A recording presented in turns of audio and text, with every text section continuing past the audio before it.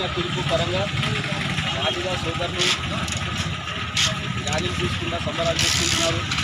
అది ఎక్కడ కూడా దానికి వ్యతిరేకం చేయలేము. సరే వాళ్ళు కొట్లాటలు చేసి వాళ్ళు కోర్టు చెల్లిండు, కోర్టు వాళ్ళ పరంగా ఇచ్చిండొచ్చు. నాకు దాంట్లో అభ్యంతరం లేదు. మేము కూడా కోర్టుకు వెళ్తాము. వాళ్ళు ఎట్లా ఫైట్ చేస్తారు, మేము కూడా అట్లా ఫైట్ చేసుకుంటాము.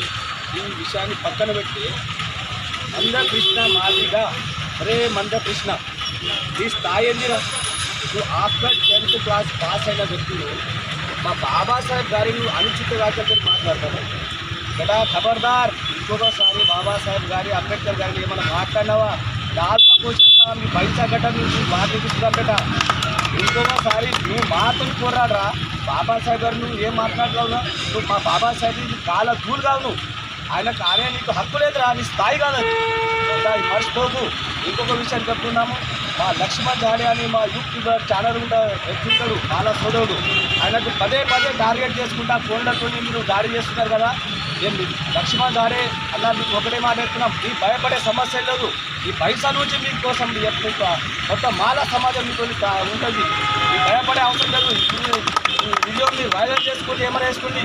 మీరు మా ఒక్క వ్యక్తిని టార్గెట్ చేసి నువ్వు మందకృష్ణాన్ని ఇట్లా అంటావా అట్లా అంటావరా? అరే మాట్లాడేటోళ్ళ పిచ్చోళ్ళ మీకు తెలుస్తలేదురా. బాబాసాహెబ్ గారి వాడేమంటారని వాళ్ళే టార్గెట్ చేసి మాట్లాడతారా? అరే దమ్ముంటే మాతోని మాట్లాడరా. బాబాసాహెబ్ని పక్కన వద్దేయండి. ఖబర్దారు బిడ్డలారా. మా లక్ష్మణ్ జాడేని కానీ బాబాసాహెబ్ అంబేద్కర్ గారిని కానీ ఇంకోసారి ఏమైనా మాట్లాడారా ఇక్కడ నుంచే మొత్తం స్టార్ట్ చేస్తాం. ఇక భీమా కొరేగావ్ సెకండ్ యుద్ధం ఇక్కడ నుంచి స్టార్ట్ చేస్తాం, హెచ్చరిస్తున్నాం. జై భీమ్.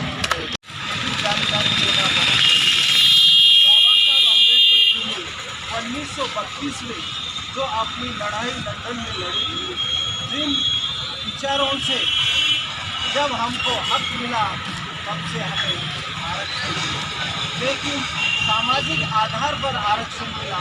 लेकिन आज की वर्तमान सरकार और आज का वर्तमान मनुवादी विचारधारा के लोग समाज में विभाजन कर रहे और इसी की वजह से समाज में दंगे और दंगे हो रहे हैं। तो आज 15 अगस्त को एक कोल्हापुर जिले में एक ट्रेन में ऐसी घटना हुई जहाँ एक नौजवान और अच्छे युवा व्यक्ति को बच्चे को मारा गया इसी वर्गीकरण के वजह से। तो इस तरह की देश में जो घटना हो रही है तो इसका जिम्मेदार कौन है? सरकार है। और सुप्रीम कोर्ट ने जो निर्णय लिया वो सुप्रीम कोर्ट ही इसका जिम्मेदार रहता है। इसीलिए मैं कहूँगा कि जो लोग इसके विषय में जो संविधान के विरुद्ध में भाषा, बाबा साहब के विरुद्ध में जो भाषा बोल रहे हैं, लेकिन हजारों साल से इस देश में जो पीड़ित शोषित समाज था उसके लिए बाबा साहब ने एक समानता का अधिकार देकर सबको मालामाल किया। आज हजारों सालों से किसी ने इस समाज को వర్ధిల్లాలి వ్యక్తి వర్గీకరణ వ్యతిరేక పోరాట సమితి వర్ధిల్లాలి.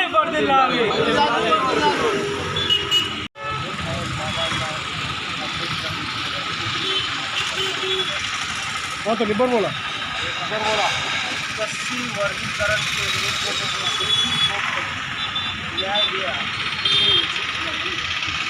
अनुचित संविधान के विरुद्ध है और तीन पार्टियों के विरुद्ध है। जैसे जज बेला चतुर्वेदी ने कहा कि त्रिपार्टियों के विरुद्ध है, ऐसा उन्होंने कहा और उनके विचारों का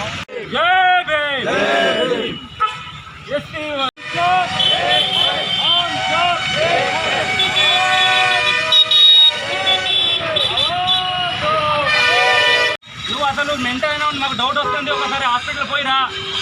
నువ్వు గతంలో అంబేద్కర్ని గారు అన్నావు, ఈ రోజు రెస్పెక్ట్ లేకుండా మాట్లాడుతున్నావు కనుక నీవు ఒరిజినల్ మనువాదిగా నువ్వు ఈలో ఒక రక్తాన్ని ఇప్పుడు రక్తం అనేది అంటే గ్లూకోజ్ని నీకు ఎక్కించడం జరిగింది. మను ధర్మం అనేది అందుకొని నువ్వు ఆ విధంగా మాట్లాడుతున్నావు.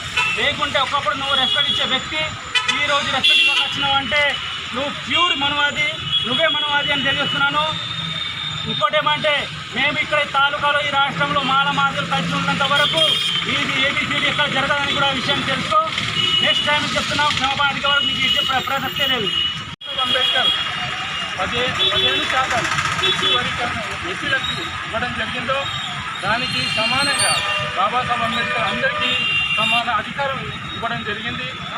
అయితే దానికి అందుకు మాదిగా బాబాసాహెబ్ అంబేద్కర్ను ఆడు వీడు అనుకుంటా ఈ విధంగా ఖండిస్తున్నాడు.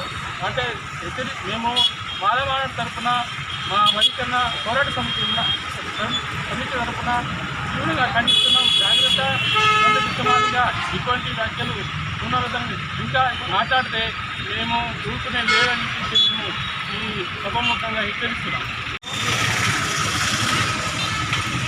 భారత రాజ్యాంగ నిర్మాత డాక్టర్ బాబాసాహెబ్ అంబేద్కర్ గారి యొక్క ఆలోచన విధానానికి ముందుగా వందనాలు తెలియజేస్తూ ఏదైతే భారత రాజ్యాంగానికి వ్యతిరేకంగా సుప్రీంకోర్టు వైఖరి తీసుకుందో దానికి వ్యతిరేకంగా 26 భారత్ బంద్ చేపట్టడం జరిగింది. దానికి బయట దేశంలోని ప్రతి దుకాణం ప్రతి మనిషి ఈ బంద్ను పూర్తిగా మద్దతు ఇచ్చినందుకు వారికి పూర్తిగా ధన్యవాదాలు తెలియజేస్తున్నాము.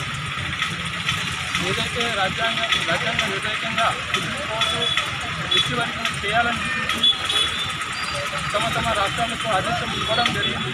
దానికి తీవ్రంగా ఖండిస్తూ ఈరోజు అంటే ఏదైతే 21 రోజుల బంద్ జరిగిందో ఆ రోజు నుంచి మద్దతు మాదిగా మాలను టార్గెట్ చేస్తూ డాక్టర్ బాబాసాహెబ్ అంబేద్కర్ను తీసుకొచ్చే విధంగా మాట్లాడుతున్నారు. మేము దానికి తీవ్రంగా మేము ఎస్సీ వర్గీకరణ పోరాట సమితి తరఫున ఖండిస్తున్నాము.